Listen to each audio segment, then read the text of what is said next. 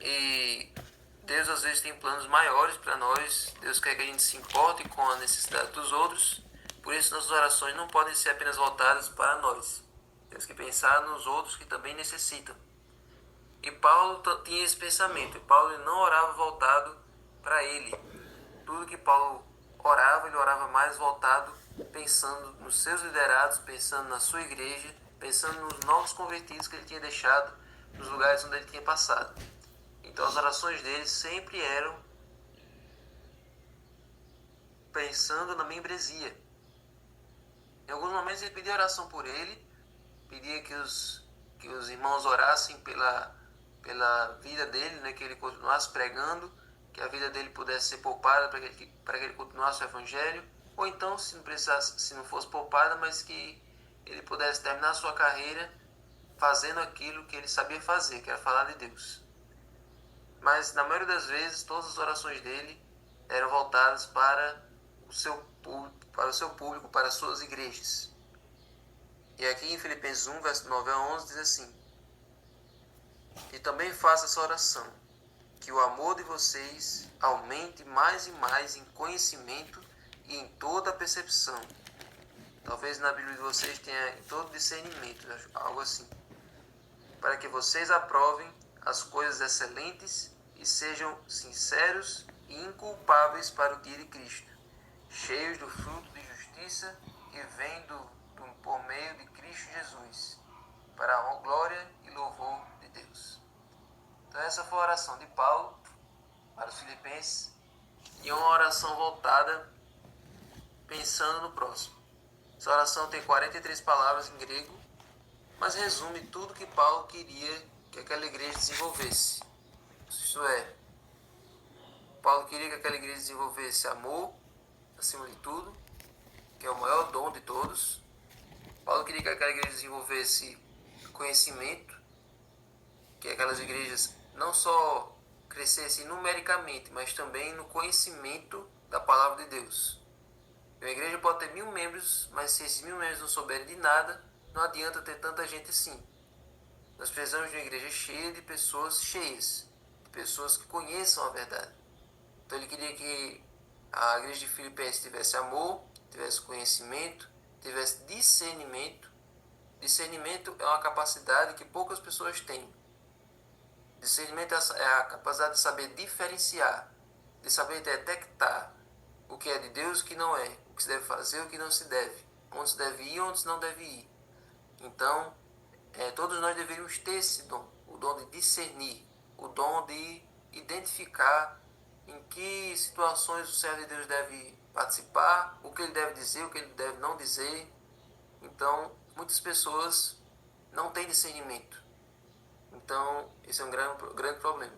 Então, além de discernimento, Paulo queria que eles tivessem pureza. Também uma vida irrepreensível. E também, acima de tudo, a justiça que recebemos por meio de Jesus Cristo. Então, essa oração de Paulo, ele enfatiza a igreja como um todo. Ele pensa na igreja como um todo. Cada membro, ele quer que experimente isso aqui. Então, a oração dele está, como eu disse, voltada para os outros. Então, vamos agora analisar cada detalhe dessa oração. O primeiro detalhe é o amor que aumenta mais e mais. Né? Foi isso que ele disse aqui. Que o amor de vocês aumente mais e mais em conhecimento. Então, olha só. Paulo ele não orou simplesmente por mais amor. Vamos ser mais amorosos. Mas ele queria um amor que redundasse em conhecimento.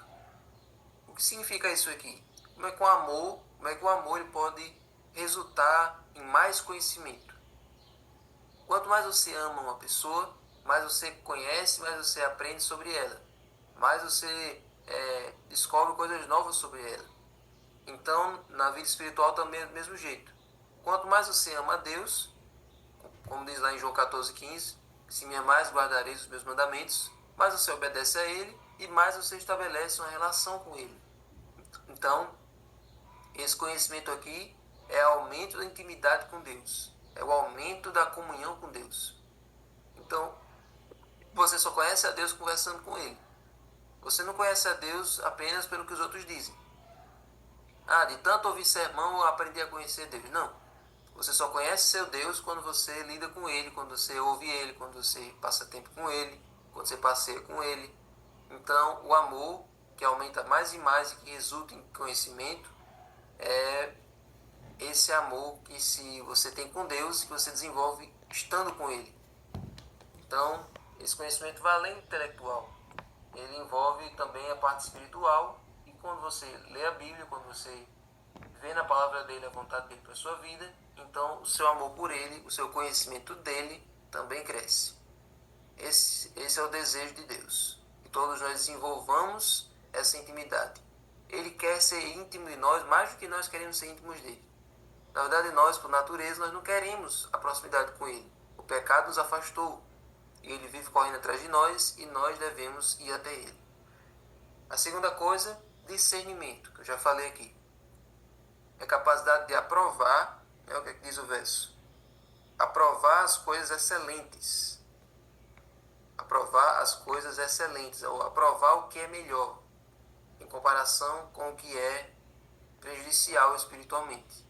E assim sermos puros e irrepreensíveis. Então, aprovar o que é melhor. Tem uma outra passagem de Paulo que era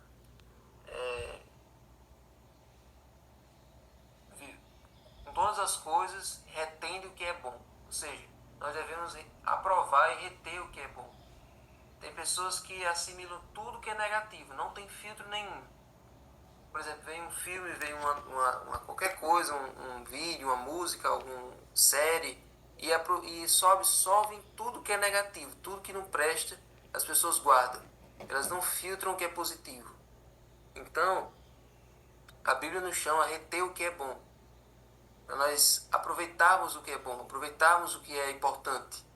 Então, isso é interessante, termos discernimento para provar o que é melhor, para entender o que é descartável e o que é que nós devemos levar para a nossa vida.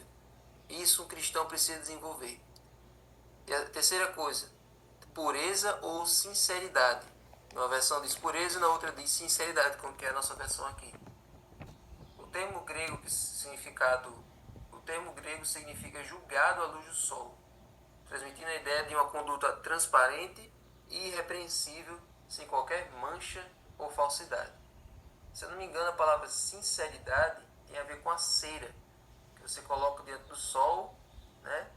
E a cera ela derrete, e por isso que a palavra sinceridade é sincera, sem cera. Você não derrete na luz do sol, você permanece ali. Então, diante de Deus, nós devemos ser tão transparentes como a luz do sol.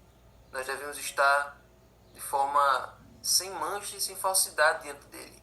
Nós possamos estar de coração aberto, com a nossa vida transparente, com a nossa vida limpa diante do nosso Rei. Então, que nós possamos ter diante de Deus um coração puro e sincero, certo? Então, essa é a vontade de Deus. Na verdade, aqui nessa versão aqui diz sinceros e inculpáveis para o dia de Cristo.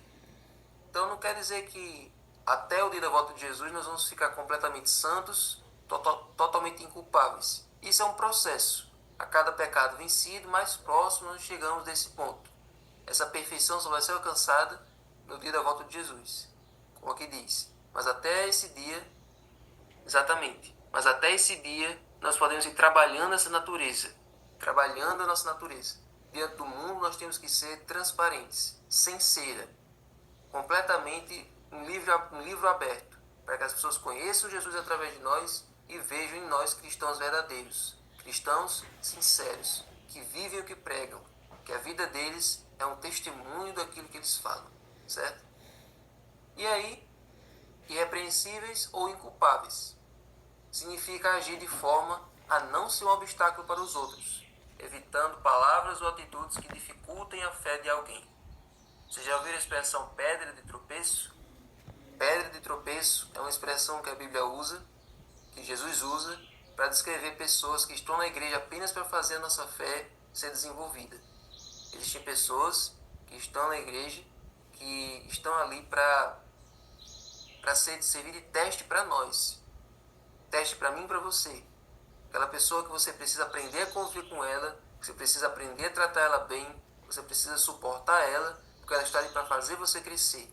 Geralmente é uma pessoa que procura contendas, é uma pessoa que semeia discórdia, é uma pessoa que quer ali aparecer, é alguém ali que é briguento. Essa pessoa na igreja, ela serve para você se desenvolver. Se você se trocar com aquela pessoa, se você reagir da mesma maneira, você vai estar tropeçando. É uma pedra de tropeço.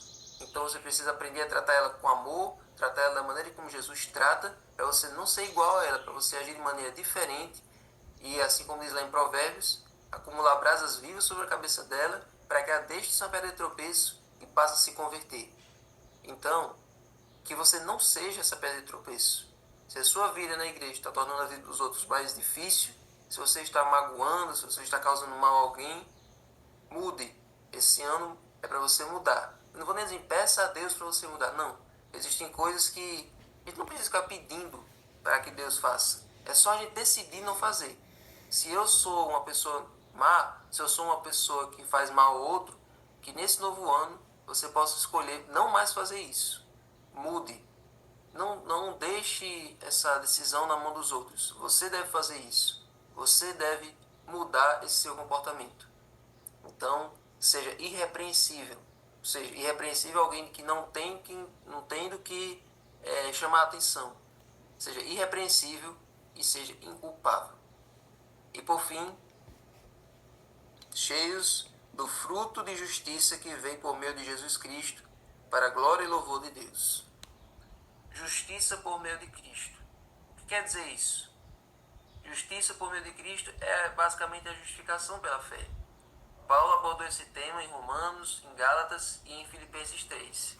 Ou seja, a igreja de Filipenses e a nossa igreja hoje precisa entender que a salvação não vem por méritos próprios, vem unicamente por meio de Jesus. Então, a justificação não é algo que a gente conquista sendo bons, sendo capacitados, fazendo boas obras, não. A salvação é um mérito, é um presente exclusivamente de Jesus. Então, que nós possamos entender que a justiça ela vem por meio de Cristo. É Jesus quem nos cobre com o manto de santidade dele e diante de Deus é como se nós não tivéssemos pecado. Ele é o nosso advogado. O advogado, por pior que seja o bandido, ele arranja uma forma de defender. Ele arranja uma forma de inocentar ele. E Jesus, quando nós aceitamos o seu sacrifício, quando nós aceitamos o que ele fez por nós, então ele se coloca entre nós e Deus não vê a nossa justiça falha, os nossos defeitos de caráter, ele olha para Jesus e ali nós somos absolvidos. Então, a justiça de Cristo é algo que todos nós devemos alcançar todos os dias. Pedir perdão pelos nossos pecados. Pedir que o sangue dele nos regenere, nos limpe e nos salve. Então, gente, essa foi a oração de Paulo para a igreja de Filipenses, mas também a oração de Paulo para a igreja nos dias de hoje. Que o nosso amor aumente sempre, mais e mais. Que o nosso conhecimento de Deus também aumente todos os dias.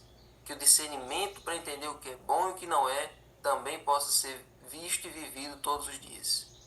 Que nós possamos ser puros, sinceros, sincera. Que nós possamos ser irrepreensíveis, inculpáveis e aceitarmos a justiça que vem do sangue de Jesus. Amém? Amém. Vamos orar? Senhor Deus, muito obrigado, Senhor, por essas 32 conexões que entraram aqui hoje. Que Teu Santo Espírito abençoe a vida delas. Que essa oração de Paulo possa ser concretizada na nossa vida. Sim, que nós possamos ser igrejas vivas, igrejas transformadas e igrejas missionárias. Para que nesse mês possamos ter uma revolução evangelística nessa cidade Amém. e nesse distrito. Fica conosco. Agora abençoa cada um. Abençoa o estudo do livro agora. Teu Espírito nos dirige e nos abençoe em nome de Jesus. Amém.